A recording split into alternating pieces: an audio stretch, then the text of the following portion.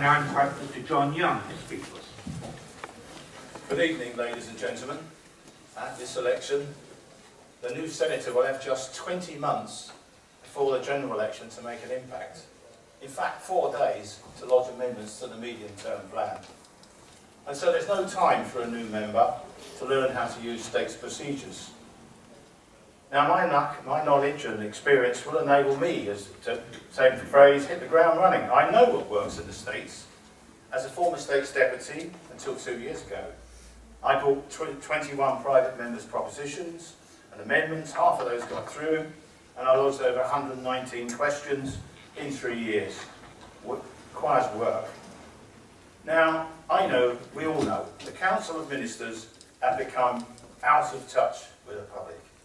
There almost seems to be a bunker mentality. Decisions are defended with spin at all costs. And the public, as a result, have stopped believing government. And so we need a new direction. I'm standing because I believe I can offer that direction. But my challenge is not just about style. Public spending is not under control. As an ex-civil servant, I know that. The wrong people are getting hit by the Council of Ministers' cuts. Gardeners, cleaners, frontline workers, and people who come out at night and sort out these sea walls. And voluntary redundancy means that we lose some of our very best people.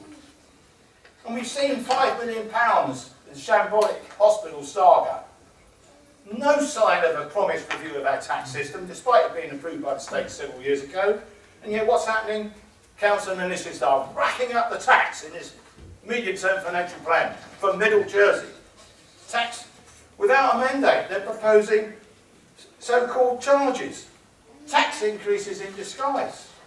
No progress in reforming 010 for non-resident corporates who trade locally, but they disadvantage locally owned business. You say they haven't got the profits because they have to pay tax and the others don't. What we've seen an attack on young working families, but in childcare, working families, and pensioners' benefits. And as for immigration, I couldn't believe the figures.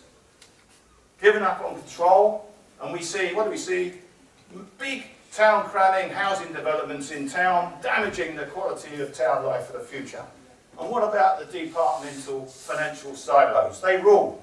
For decades, chief officers have defended their empires and imposed layers of management costs on frontline services, and those services cut year after year.